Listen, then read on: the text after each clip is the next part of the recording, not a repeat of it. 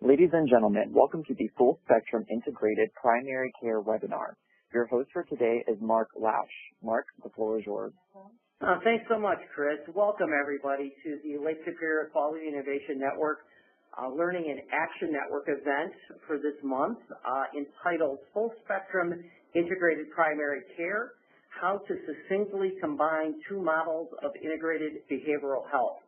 Our presenters today will be Dr. Anatol Tolchinsky and Lauren Oscarello, both from Ascension St. John in Michigan. Before I introduce them, I want to let you guys know about continuing education. We are offering one continuing education credit for nurses and social workers for today's presentation. And this is being provided by our partner, Metastar. And because Metastar is providing continuing education for this presentation, we need to inform you that no commercial support has been received for this learning activity. The speakers and planners have reported no conflicts of interest. For our CE credits or certificates of attendance, you must attend the entire session and complete an online evaluation. And social workers who would like CE credits must complete the online evaluation and a post-test, which will be included in the evaluation link. So we encourage everyone to complete the evaluation to provide feedback on the session. So what's going to happen, guys, is you will be getting a separate email about probably usually 5 to 7 days after the event that will have a link for you to complete the evaluation, indicate what type of CE you'd like, social work or nursing, and you will be able to put your name in as you want it to read on your certificate. The social workers will complete the post-test. The nurses will go right to the link that allows them to put their name and print out your CE certificate. So you will get a link in the mail 5 to 7 days after the event for the evaluation, so it won't come up at the end of the presentation as we have done sometimes in the past. Okay? And I'll announce that at the end of the presentation too. So let's get right to it and introduce our speakers today. Dr. Anatol Tolchinsky is a clinical health psychologist who originally immigrated to the United States from Russia at age 4 and received all of his training in various institutions throughout Michigan. He completed an APA-accredited health psychology fellowship at Michigan State University Consortium for Advanced Psychology Training in Flint, Michigan, prior to becoming the Director of Behavioral Medicine at Ascension Providence in Southfield, Michigan. Since starting his position in 2015, he has also become a psychiatry clerkship director, created a primary care behavioral health team, and created a health psychology-focused practicum, which he continues to oversee. Additionally, he contributes to several committees and advisory panels within the Ascension Hospital System, which involves strategic planning and operations for behavioral health integration. Lauren Oscarello is currently completing her clinical psychology doctoral training in Southeast Michigan while also working as a behavioral health care specialist in the integrated family medicine residency setting. Her doctoral research primarily focuses on the role of behavioral care specialists in assessment and treatment of mental and behavioral health disorders in integrated primary care settings. She is eagerly preparing to start her last year of training in the fall as an intern at the Hines Veterans Affairs Hospital in Chicago, Illinois. So please welcome Dr. Tolchinsky and Lauren Oscarello as they present on full spectrum integrated primary care. Take it away, Anatol. All right, thanks so much. As Mark mentioned, we don't have any disclosures. We're not getting paid by any sort of outside entities, and I guess as far as disclosures go, Lauren and I are both very passionate about the things that we do, so we're very appreciative that we were given this opportunity. So in terms of learning objectives, we're going to examine the different models of integrated behavioral health. We're also going to discuss collaborative care model and how integrated primary care can be combined to improve behavioral health service delivery. We're also going to describe what full spectrum integrated primary care is, and then also identify the strengths and challenges of FSIPC. Thank you so much. And I'm going to hand it over to Lauren for the intro as to why this is so important. All right. So to begin the why is integrated primary care so important, Of the U.S. adult population in 2016, nearly 85% of adults had contact with a healthcare professional. So 51% of those, which equates to about 43% of the total U.S. adult population, had contact with a primary care physician. 1/3 of those patients who had contact with a primary care physician were referred to traditional psychotherapy or specialty mental health, as we'll call it today. Yet only 1/3 of those patients, so that equates to only less than 5% of the U.S. adult population, are actually able to follow through with these referrals for various reasons that we'll discuss later. So of the 6% of the U.S. population who do attend specialty mental health treatment, most are referred from primary care physicians, leaving a little over 1% of the U.S. population who do seek specialty mental health care treatment, seeking that on their own or gaining a referral from another specialty provider. So of a lot of the people who do attend specialty mental health care treatment, most of them are being referred from primary care. So as just illustrated, 2/3 of patients referred to specialty mental health care settings aren't able to follow up. So this makes primary care the de facto mental health care system. So there's several barriers cited in literature as to why such a low follow-through rate exists, some of which are lack of access due to cost, as well as stigma of mental health care services. So even if patients do decide to follow up with specialty mental health referrals, they're often faced with long wait times for services because there's not enough providers. And because 2/3 of patients referred to specialty mental health care treatment are lost along the way, the extant literature supports the integration of primary care and mental health services.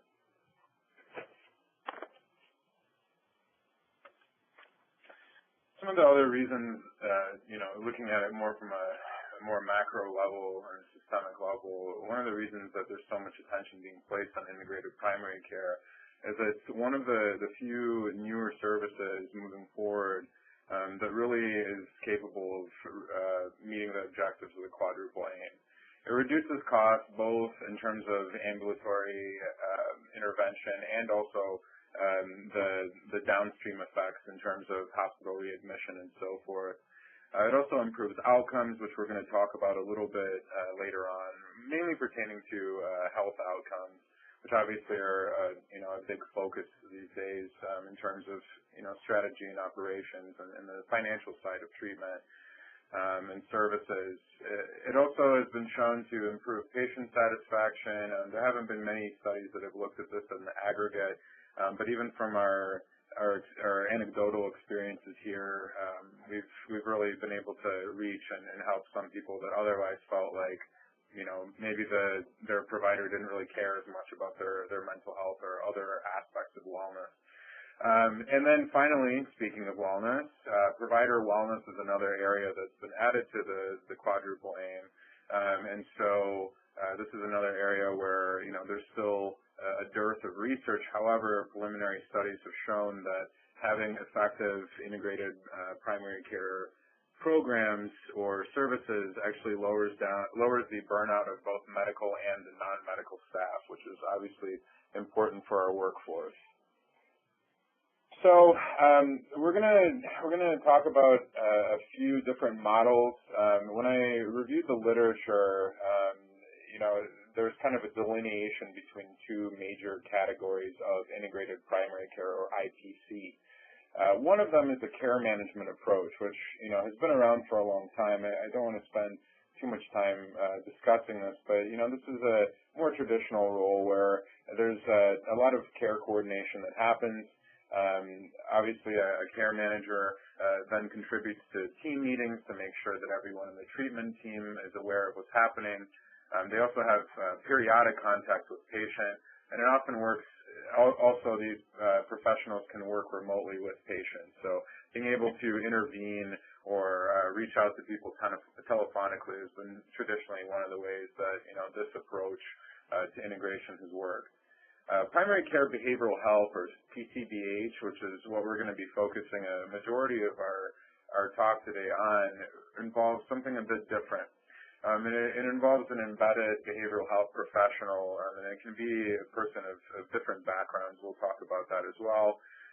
They do direct brief interventions with patients, so they're not just, advocating for them. They're not necessarily just providing resources. They're really doing evidence-based approaches to trying to, improve their overall well-being outcomes and so forth. And they're also constantly working with the interdisciplinary team, so they are available essentially whenever patients are being seen in the primary care arena. So just to give you a little bit of background in terms of what these PCBH interventions really are most helpful with, we'll get to those, but I really want to just create a conceptualization, hopefully that will make sense for all of you.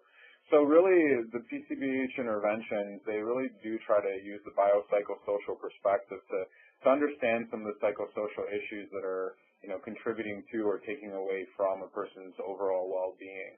In this model, we provide 15 to 30-minute, very problem-focused interventions during the patient's visit, and there's a lot of reasoning for a much shorter visit than what you would see in a traditional psychotherapy appointment. Really, its point is to improve the effectiveness of treatment planning for medical conditions by identifying and addressing barriers to treatment and poor motivation. So in other words, it's a very directed approach, but ultimately it's to try to help improve the outcomes of some of the chronic medical conditions that our primary care providers are struggling to manage from a purely medical standpoint. It can also be performed by a variety of professionals. So when you look at the literature, you'll see that with specialized training, a person from psychology, social work, counseling, nursing, etc., could potentially fill this role as well. So PCBH is useful for addressing a lot of different things. One of the advantages of being in a position like mine is that I actually have had the great fortune of training the providers in how to utilize this, along with my behavioral health team in terms of what they're actually doing clinically. And one of the things that I say in a very generalist sort of way is, if you've tried everything you could from a medical standpoint and the patient's still not getting better, they're probably a really good person for us to go and see. So some of the uses that are seen throughout the literature, and also absolutely from my clinical experience, medication and treatment adherence is a big one. It doesn't have to be just, as it pertains to medication. It could be following up with specialists. It could be a lot of other things that pertain to their healthcare and treatment. Lifestyle modification as well, so anything pertaining to, smoking cessation, weight loss management, things like that. This is absolutely an area where we can be very helpful through this model. Helping people develop better stress and coping skills. My team is very well trained, not only in motivational interviewing, but then also they're able to teach our patients progressive muscle relaxation and diaphragmatic breathing and a variety of other different things that have been shown to help people better manage their stress. It can be extremely useful with a variety of different chronic medical problems, but especially the ones that really share that mind-body connection, like irritable bowel syndrome or something like fibromyalgia. It's also very useful to help treat insomnia. Also very useful for treating emotional or behavioral problems which are mild in severity, where an intervention or even just some education would be sufficient. So this is, again, not meant to be a replacement for psychotherapy. However, for instance, if a person is coming in with grief response to a recent loss, even being able to speak with a behavioral specialist about the stages of grief, what to anticipate, when to seek further help, can be extremely helpful and is really helpful from a preventative standpoint. And then finally, psychological problems. When a patient has no established mental health support, i.e. a therapist or a psychiatrist where appropriate. So this can be a kind of like a segue to help answer questions about what they think might happen if they go and seek out mental health services, and some of their other concerns. And so oftentimes when you have a really good brief intervention, our patients will ask, well, do you see patients? And fortunately within our center, we actually have that luxury. So my team can actually see people for follow-up, both in context of PCBH and also psychotherapy where appropriate.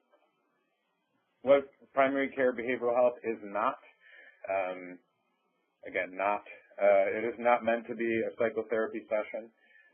It is not something that typically lasts longer than 30 minutes unless it is an issue of crisis where we have identified a person as a harm to themselves or others. It's not a substitute for ongoing psychiatric or psychological services. It's not really meant to be an intake or diagnostic intervention for psychopathology because that usually requires more time. I mentioned that in a few instances of crises, of course we assist.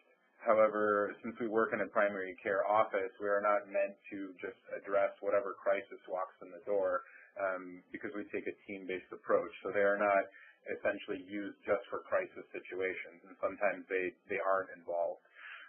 It's also not a means of deferring mandated reporting responsibilities in cases of abuse, neglect, or the other things listed.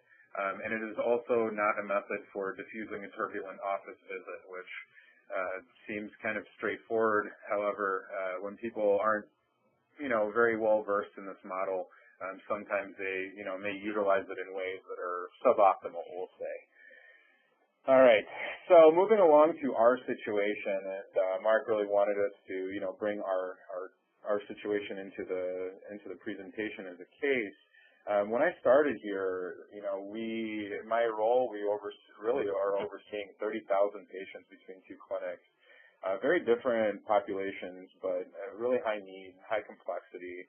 And I was the only behavioral specialist. I was predominantly hired to train the residents and to do some clinical work, and I really just realized very quickly that even if I dedicated a majority of my time, it would be a mere drop in the bucket in terms of the overall behavioral health needs within our two clinics. I also knew, because I did my training in Michigan, that there's numerous training programs in the area for psychologists in particular, because that is my background, that are looking for opportunities to get integrated primary care exposure and some sort of formal training because this is an up-and-coming area for psychologists. So our solution is a practicum training program with graduate students in psychology. So we had two students that were with us for about 20 hours a week, and really I use this as a platform strategically to pilot the kinds of clinical services we could provide for our patients and the team-based care that we could perform with the rest of our colleagues, really just to see what we could do even with part-time staff. The faculty and residents were so happy with what we were able to accomplish that actually we used some grant funding that was available to replicate the service with full-time staff and added a care management training piece to add to the versatility of our clinical services. And as we'll discuss, also opened up new opportunities in terms of billing pathways. So that's primary care behavioral health.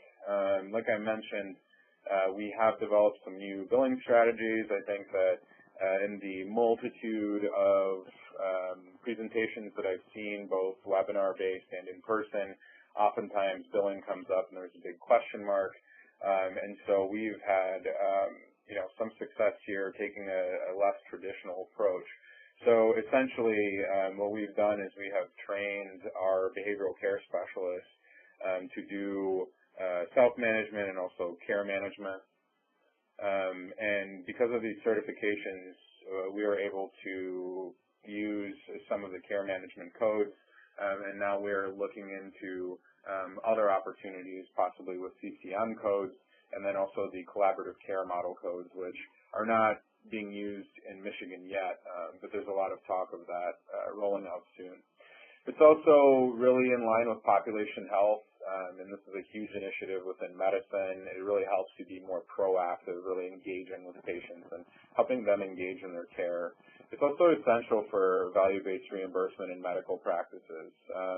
When we make that switch, whether it's truly value-based or if it's bundled payments, you're going to have strong behavioral health integrated services in order to, really make sure that patients' outcomes are where you want them to be and their needs are being met, even when those needs happen to be complex. It can also be applied to other areas in medicine. Now, primary care is the most obvious. However, if you look at the literature, there are also specialty forms of these models too, in places like oncology, for instance, or cardiology. So this is something that we're going to see probably spreading far beyond just primary care. And with all that said, our patients lived happily ever after. I really wish it was that simple, because as you probably already wondered, well, what do we do to help people with moderate to severe forms of mental illness? We can help them behaviorally. We can help them with lifestyle change. We can, hopefully motivate them to seek further help for their mental illness through the modality of PCBH. But at the same time, we're not going to be necessarily changing medications, and working in several environments for primary care docs, people's level of comfort varies dramatically. So, what do you do in some of these other situations? What if a patient has moderate to severe psychiatric illness but doesn't have the resources to go to psychiatry or never makes it to the appointment? So you've referred them, maybe 4 or 5 times. You're really concerned about them. You might do phone follow-up. They still haven't gone. What do you do now? And it's a big question mark. And even with our integrated primary care services that we had prior, the PCBH model, we didn't really have a very straightforward answer. What do you do if a patient's already on medications, taking them as prescribed, but is not getting relief from their current regimen? You know that the person's not severe enough to go to the emergency department, but you also know that it's going to be weeks before psychiatry is able to see them because of their wait list. What do you do now? This is an unfortunate circumstance, and as anybody who's either had issues with mental illness or has worked with those who suffer from mental illness, even a minute can feel like an eternity, let alone weeks or months. So what do you do now? What about a patient who's arrived in your office to establish care? The PCP is told by the patient that he's been on an antipsychotic for several years, and it's going to be running out next week. PCP wants to start the med but feels uncomfortable because he or she does not know appropriate labs or follow-up procedures. Like I said, comfort level varies tremendously depending, on the person and their past experience and training. So what do you do now? It's a big question mark. But fortunately, there's such a thing as a collaborative care model. And I know that there's a lot of controversy over this right now in terms of how it will be reimbursed, what it's really going to look like.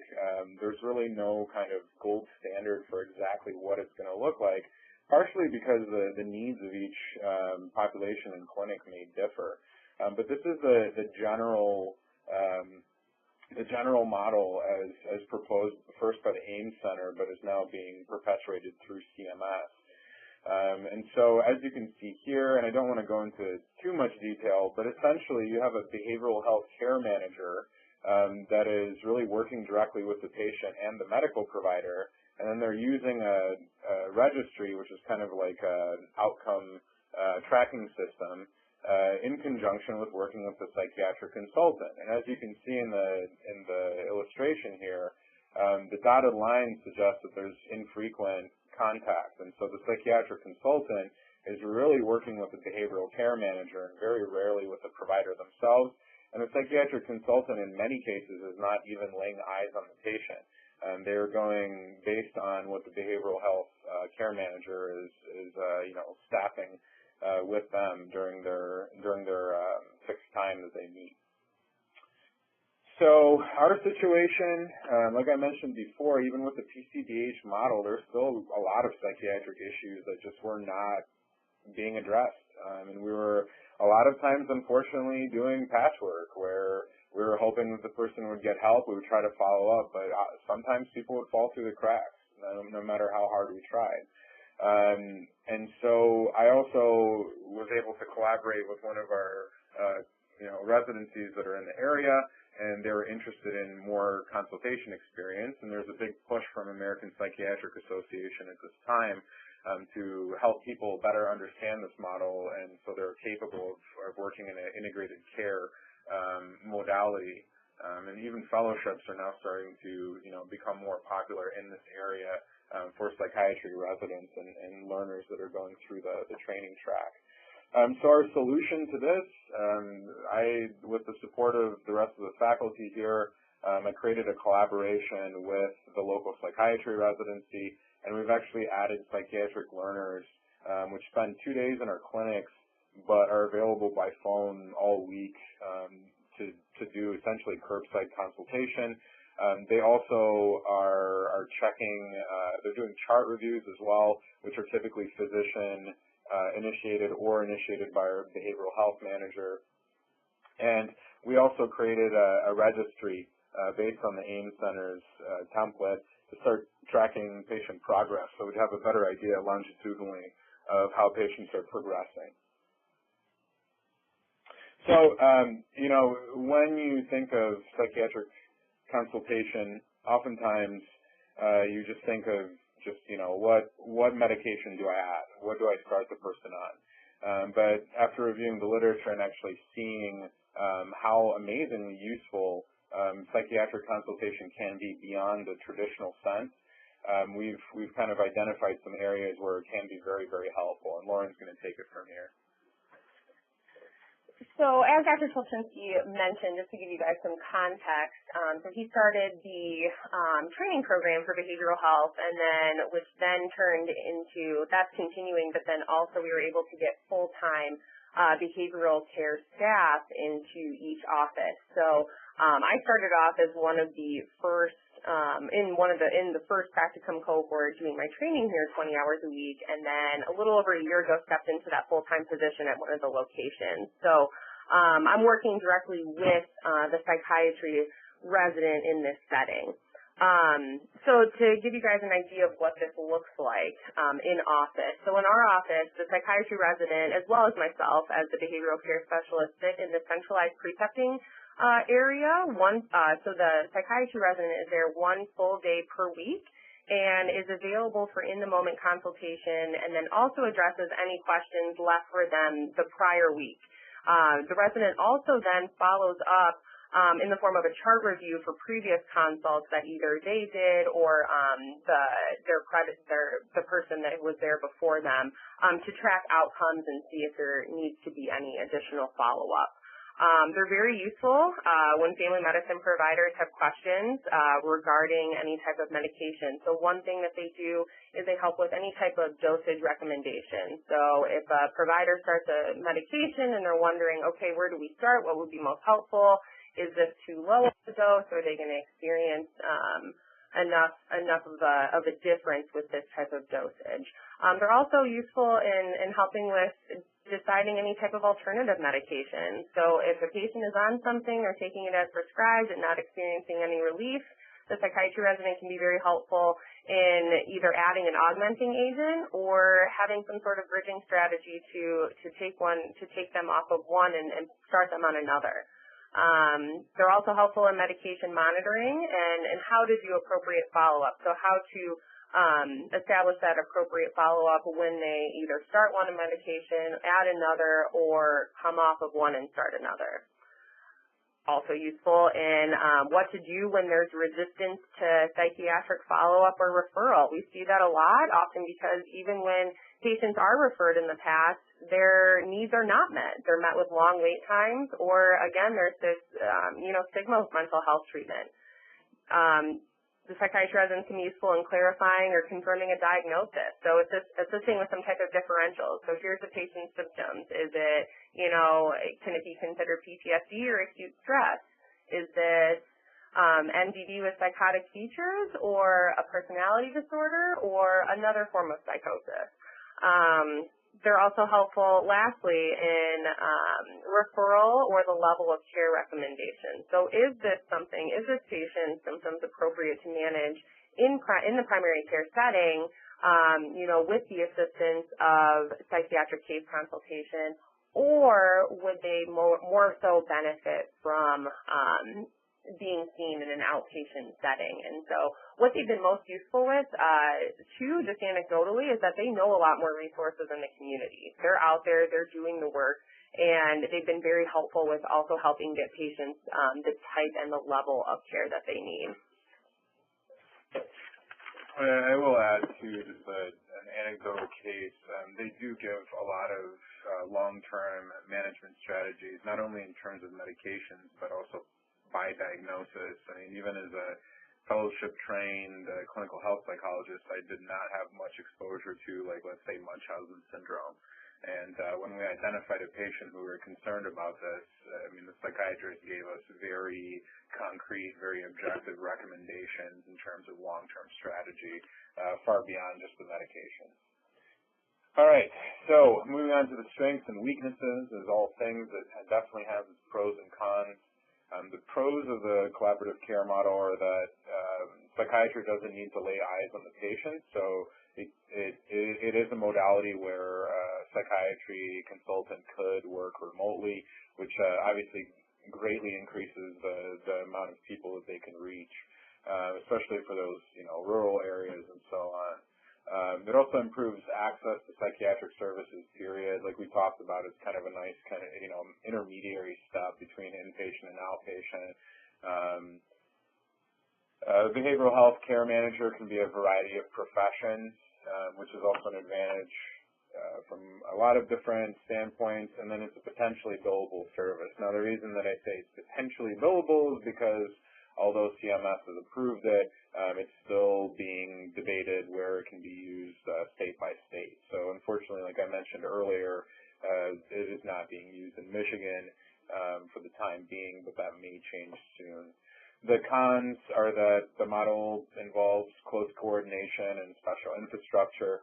So we did have to create a registry. We did have to make sure that everybody was talking to the right people. And as the person who helped establish this from a more administrative standpoint, and Lauren can probably speak to this as well from a clinical standpoint, it is a very different kind of service, and it takes a little while for people to catch on in terms of how useful it can be.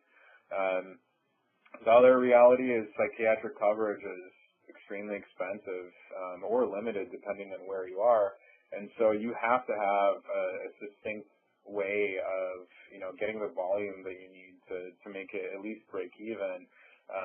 But it can be done. And in the literature, I mean, there are examples of how, you can structure it essentially as a behavioral health care manager accumulates a series of cases over the course of a week and then has like a very fixed planned hour or 2-hour time block that essentially the psychiatric consultant is being paid for during that time. So there are ways of doing it, but like I said, it's still kind of one of those things that's being sorted out, and definitely there's no national standard from my understanding. Making treatment decisions without seeing patients also usually requires advanced skills too. We were very fortunate in that we have only fourth-year psychiatry residents, and so even somebody who's been trained very traditionally that relies very heavily on behavioral observations to make their diagnosis and therefore guide treatment, this can be a steep learning curve.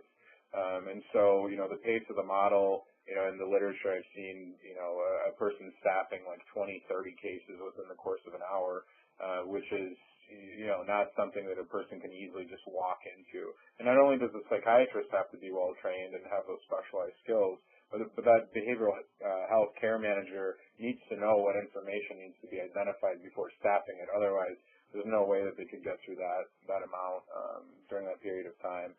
And also, the other problem is that it does not address behavior change. It doesn't necessarily address motivation for self-care, and that is why, or one of the many reasons that we've decided to create full-spectrum integrated primary care. So this is actually a term that I'm trying to coin for the combination of integrated primary care, or the PCBH model, and the collaborative care model. So what we ended up doing is we actually combined the two things that we created here, and this entailed training our behavioral staff to actually use both services. So they are a consultant in the PCBH model, but they also serve as the behavioral health care manager as they're working with people, as they're not only the patients, but then also our clinical staff as well. So they serve kind of this hybrid role. One thing that's been really exciting is because of the care management training, and the fact that we can now bill for care management codes, at least for some insurances, we can also do telephonic intervention. And so it's been really, it's really helped our patients, especially the ones with limited access. So we can do follow-ups, and that improves outcomes as well. So we're also currently collecting outcome data as well, and I'll talk about it here in just a moment. But really the strength, and like I said, we're still kind of working on the outcome data. We've actually had almost 2,000 PCBH interventions over the course of about the last year and a half. And so, we've got a lot of data to look through.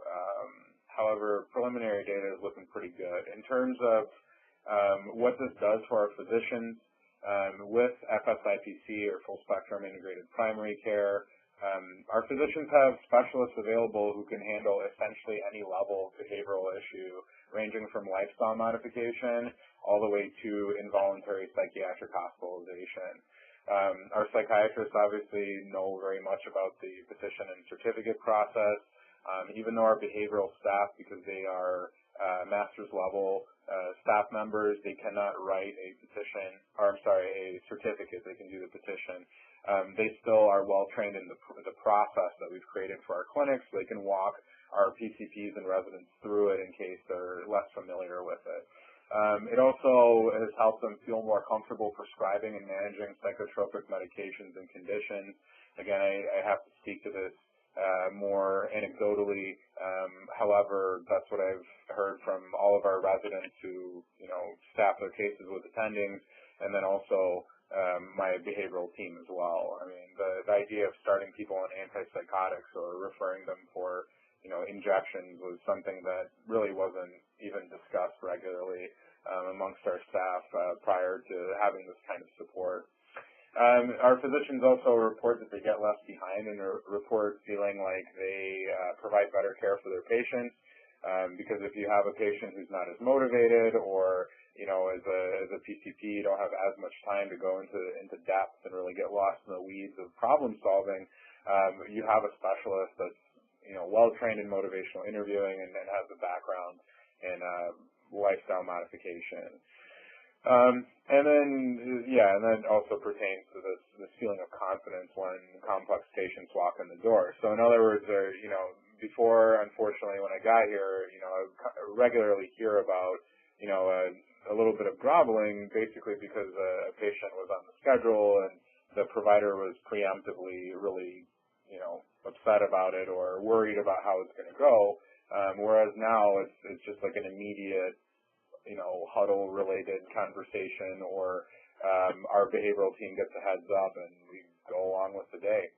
As far as our patients, now the preliminary data, this is only really, I believe I looked at about 800 of these cases out of the 2,000 that we have total, but there's been a statistically significant decrease in depression, anxiety, cigarette use, and body mass index for the people that were involved in our service. They also have better access and report feeling less stigmatized. We received a very touching letter from one of our patients that really responded well to our intervention, essentially saying, I feel like something's changed here. I feel a lot more taken care of because finally, not just my body is being treated in the clinic. And I found that to be a very nice way of kind of illustrating the kind of culture change that it causes, not only for our staff, but obviously for our patients as well. And then there's, like I said, anecdotally, there is higher satisfaction with care. People are super happy to hear that we can offer these things all internally instead of, telling them to call the number on the back of their card, which unfortunately usually only yields about 10 to 15% follow-up. All right, so the challenges, as you probably can imagine, there's a lot of moving parts And so, of course, there's going to be challenges. Creating and changing the culture, I mean, it takes time. And depending on who you ask, people can say it takes a year, it can take 3 years, it can take even longer. And I am in a unique position where I'm training essentially all sides of people who are working in these models. So there is that distinct advantage. But like I said, in terms of what's happening with healthcare right now, this is going to be a more and more common cultural expectation for medical environments moving forward. Another challenge is that it's experimental in nature. There's not a whole lot of literature how to construct full spectrum integrated primary care. I haven't been able to clone myself yet, so I haven't written the full go-to book on how to put it together. So it is experimental in nature, in terms of long-term benefits and outcomes. It's just not there yet. However, that is absolutely something that we plan on pursuing going into the future. The other challenge is that it's billable, but it's only billable through cross-training. There's obviously limitations to billing depending on a person's insurance. Also because the positions are grant-funded, at least for the time being. Then there's limitations on who we could potentially bill for the services even further. So it is challenging. However, this billing, this cross-training approach is actually being used in other clinical team members that are kind of newer to the scene but becoming mainstream in terms of team-based care, like clinical pharmacists, for instance, are becoming a lot more common in primary care team-based approaches. But like I said, I mean, they from what I understand, they're using similar billing pathways depending on the system. It also requires specialized training for behavioral health care manager. So, like I mentioned before, I have the luxury of training everybody that functions within our model. However, I don't really feel like a master's level psychologist or an LMSW without specialized training can just be plopped in one of these models and just hit the ground running like they would for traditional services that pertain or parallel more closely to their foundational training. It also requires oversight and development from specialized professionals like myself in this particular instance. So really you need training in both medicine and mental health. Now obviously I can't speak to the requirement of the level of training in each, but you do have to understand the culture and the jargon and all the other challenges or details that come along with both disciplines. You also have to understand medical systems and operations in terms of how you develop these things and roll them out. And then finally, business acumen. I mean, you have to be able to speak to what you can bill for, what this is going to cost, and so on and so forth. So obviously, when you plan to develop something like this with administration, it's an uphill battle if you don't have. It can be a challenging endeavor regardless, but without business acumen, it's just not very likely that you'll be able to go forward with the plan. So, we did want to obviously give you guys a case example of how we use all of our services together. So, Lauren, this is actually somebody that she had seen, so take it away. All right. So, again, as I mentioned before, serving in this behavioral care specialist role. So I'm the one who's actually in the trenches working with the psychiatry residents and attendings, as well as the psychiatry resident in this model. So this was a patient that presented for a primary care visit, and so you can kind of illustrate how all of our working all the parts of the model kind of came together to really help this patient. So this is a patient, again, in the context of the collaborative care model. So it's a 58-year-old white heterosexual married male who presented to his primary care physician in the summer of 2018 to discuss reported symptoms of anxiety. This gentleman has a master's degree in social work and worked as a psychiatric social worker for 34 years. He reported recently losing his job due to having 4 seizures, the first of which occurred in early January 2018, and the most recent occurring a couple months prior to this visit. So the patient reported being highly irritable, having difficulty sleeping, largely due to the fear of falling asleep, since all 4 of these seizures occurred during his sleep, and experiencing daily panic attacks, which he described as an intense physiological surge, often when he's distracted by the fear of having another seizure, in which his heart is pounding to the point of chest discomfort, and also feeling short of breath and experiencing shakiness.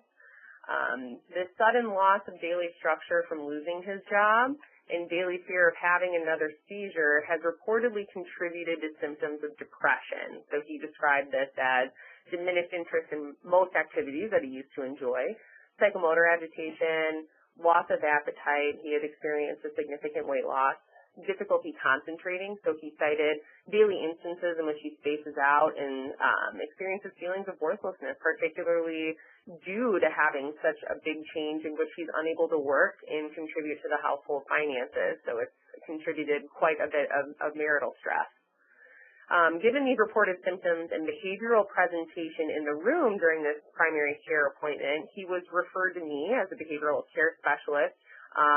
The patient was initially ambivalent, but he eventually agreed to briefly see me. So his primary care provider did a warm handoff in which they introduced me to the patient. I was then tasked to quickly try to build rapport with this patient, and so I asked him about his experience of his symptoms. The patient was also initially really resistant to psychiatry chart review, so that happened to be a day where we did have a psychiatry resident there, so we could do kind of a curbside consult. But in the event that the psychiatry resident was not there, we could always leave, a patient description and what we would need from him or her for them to review during the next week when they're there. So the patient was referred for this and asked if we could have the psychiatry resident kind of help us out. He was initially declined but agreed by the end of the 20-minute behavioral health consultation, likely due to the rapport building and motivational interviewing that was used during the consult. So I use a lot of reflective statements as part of motivational interviewing to kind of ease the patient's tearfulness and shakiness. And that was observed in session, so I definitely continued to use those throughout. And again, the patient initially also declined psychotherapy referral, yet was agreeable post-consultation with me. So in an effort to establish the best care possible, I again introduced the possibility of having a psychiatry chart review, and the patient was then agreeable again at the end. And the psychiatry resident offered different options to the primary care physician in terms of what could be best in terms of what medications to start. And the patient's medications were modified according to some of these considerations made by the psychiatry resident. Luckily, at 1 month follow-up, the patient cited symptom improvement. Specifically, the patient, as a result of the initial integrated primary care consultation, as well as 4 weeks worth of psychotherapy, patient engaged in self-monitoring, consisting of recording the time, duration, and information pertaining to what occurred before and after experienced panic attacks. This kind of assisted him with mindful awareness of the precipitating factors to the panic attacks, which again he identified as being fearful of having another seizure.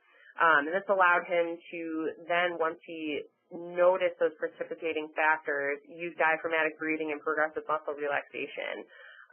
Patient cited both behavioral strategies learned in office and in psychotherapy, as well as a titration of his medication as reasons for experiencing symptom reduction, including a complete absence of panic attacks 2 weeks after his initial appointment. So he was very happy with that. All right, thank you so much. And I think that this case example is really, it really illustrates the complexity of people's needs, but then also the need, to have the appropriate team members to really make sure the patient gets their needs met. And also in this particular case, when Lauren told me about what was going on, I was really kind of surprised that somebody that was so well versed in mental health and so resistant to it did come around and did see the benefits. So Anyway, like I said, we just wanted to have a case to illustrate the kind of work that we're doing within our offices, and we do have these services available at both of our locations. So I guess that's really all from our side. I guess at this point we're welcoming any questions. Okay, Chris, would you let the participants know how they can ask Dr. Tolchinsky and Lauren a question if they have it? We don't have any in the chat at this point. Absolutely. Ladies and gentlemen, at this time, if you have any questions, please dial the *1 on your telephone keypad. Again, if you have any questions, please dial *1 on your telephone keypad, and I will allow a few moments for the queue to build. Okay. And if you don't want to do it that way, you could certainly put them in the chat, and I can read them to our presenters. And at this time, we do have a question from Mary Beth Alvarez with NCW. Mary Beth, the floor is yours. I wanted to hear about what validated tools y'all use to screen folks into the services and to measure progress towards goals. So the screeners that we're using oftentimes are standardized screeners like PHQ-9 for depression. GAD-7 is one that we use for anxiety. We typically start with a PHQ-2 as a pre-screener, and then we're still in the process of rolling out the GAD-2 as a pre-screener, possibly for GAD-7. In terms of following the outcomes, we have actually created our own infrastructure. I kind of built that as we were developing the behavioral health service. So it's actually the responsibility of the behavioral health providers to be logging their interventions, what they were called for. And then we've actually found a bit of help with the, data mining essentially, by having research assistants that then use our log, and then they do the manual data pulls to look at how things like A1C have dropped and smoking cessation and hypertension and things like that. Have y'all used any quality of life or perceived health, self-report, anything else that's not disease specific? As of right now, we haven't really been doing that, but I think that's a great suggestion.